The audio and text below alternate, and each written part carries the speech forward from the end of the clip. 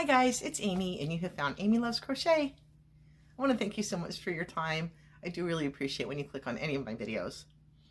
If you've seen all of my recent videos, you can always go back and check out some older ones too.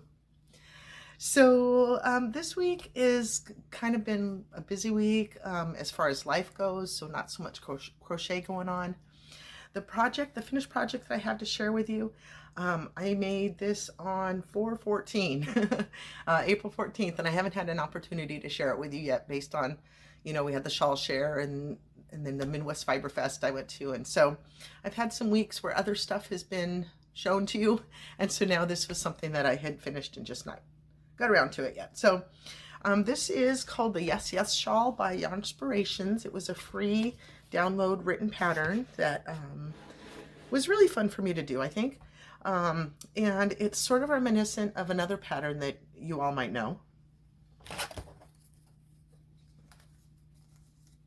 So this was done with, as you saw by the thumbnail, this is Dramaturg by Leading Men Fiber Arts. And so my colorways were Bloodshot and Flamingo Lingo. This DK weight is 250 yards in each skein. And so I've got this little bit left from the Bloodshot colorway, and I've got kind of a little bit more of the Flamingo Lingo. I had bought these 3 individual skeins of yarn. Was it 3 of these? And I think I already used one of them. I don't remember. When I've got yarns saving up for so long and then I use them and kind of forget the story behind when I purchased them and so forth. But anyway, you guys know me and my Leading Men Fiber Arts. So this other one, okay, so I'll go ahead and show you. It's called the Yes Yes Shawl. Like I said, I did it with a 4.5 millimeter hook on this DK weight yarn. And it's a really nice size. I didn't think it was going to be that big when I was making it. I thought it was turning out a lot smaller, but then after I blocked it, it gained size. So anytime I'm using 2 colors of yarn like this, I'm afraid it's going to look really stripy. So that's kind of always on my mind, how I'm creating, how I'm putting the colors together for certain patterns and so forth. So as you can see, we just have some really nice little clusters here, and then some chain spaces and stuff. So it sort of reminds me of the virus shawl. And so I looked back in my works and I did this virus shawl also with Leading Men Fiber Arts. This is a worsted weight yarn, so it's a little bigger, and I didn't get through quite as much. The virus shawl pattern has like 3 rows of, let me see if I can do this, 3 rows of some double crochets. Some of them have a space in between. Here we go, how's that? So you can see the pattern has 3 rows of these double crochets, and then the 3rd row has some spaces, a chain 1 space 1 in there. So the fan itself is rather large. It's 3 stitches or 3 rows long, This one was a little bit different and a lot easier in my opinion. So you've got 2 rows here and then some chain spaces. Hey, I'm in editing and I just realized I completely misspoke about this.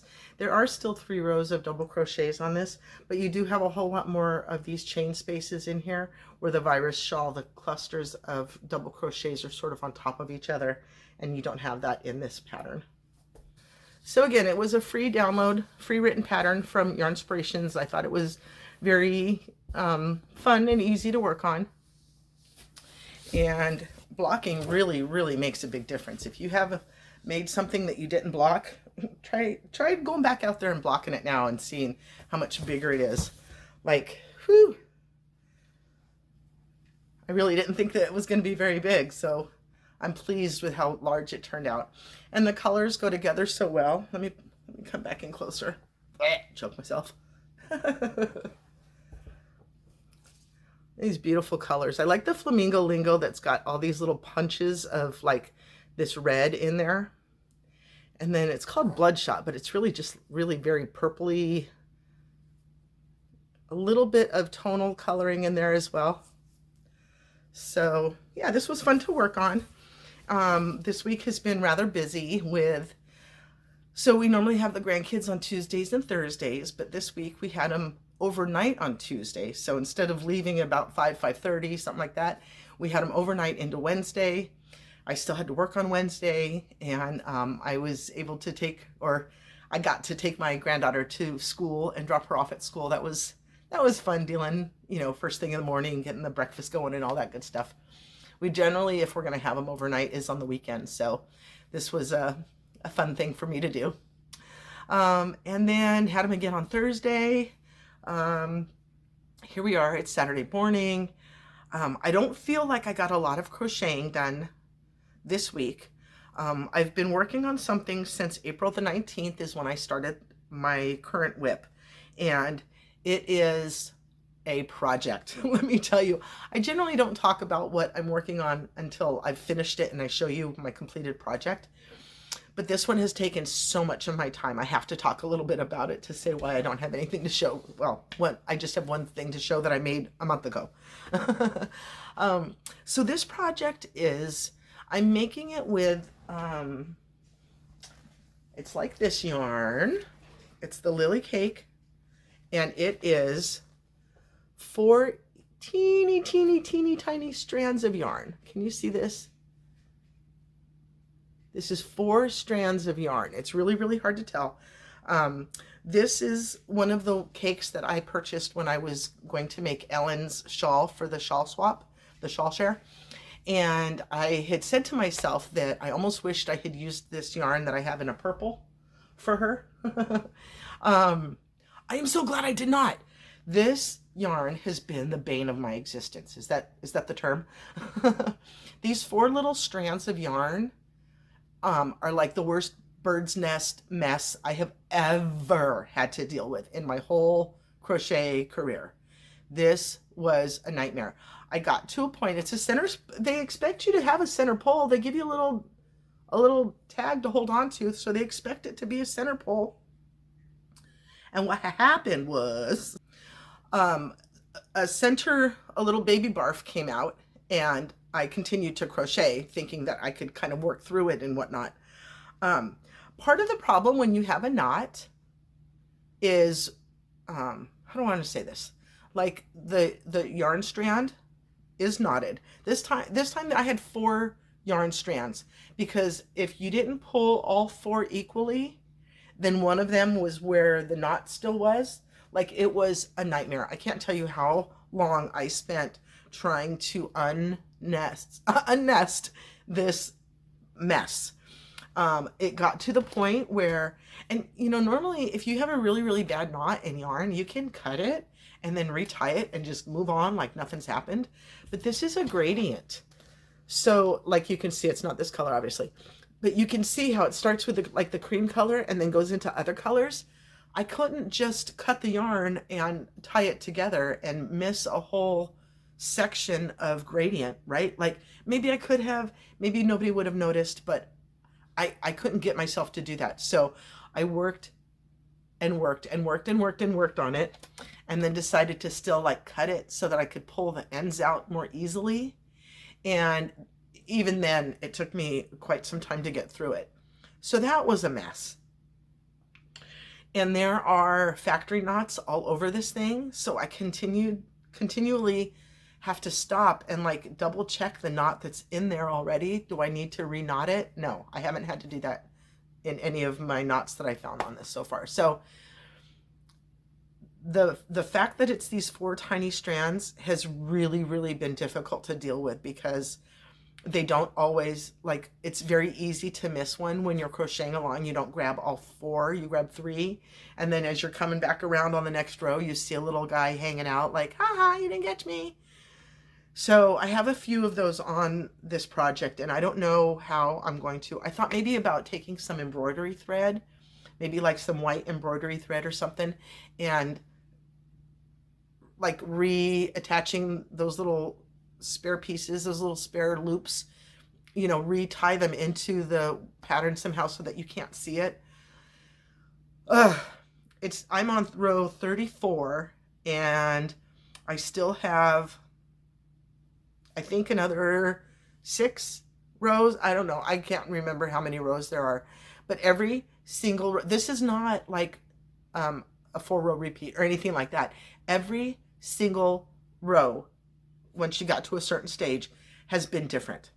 So every single row, I'm having to reread and decode this giant paragraph full of words. You know how I see, like, it says chain 1. All I need to know is the chain 1, but it says in the next chain 3 space.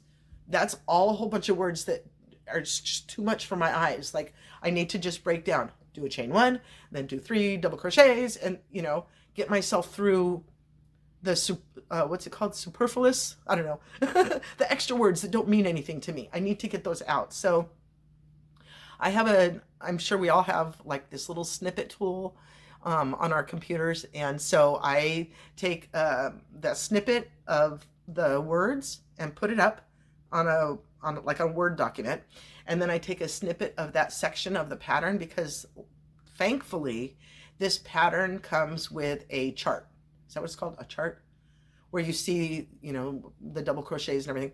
So I put the row up next to the words and then snippet that whole thing and start crossing out all those extra words that I don't need to understand right now to get through the pattern. So it's been quite the effort. This is going to be, you know, one of those works of love. I'm a pretty quick crocheter. I don't mean to pat myself on the back or anything, but I crochet pretty quickly. And to my detriment, I sometimes, you know, make mistakes that I don't see and just keep on trucking, and then I got to deal with it later kind of thing.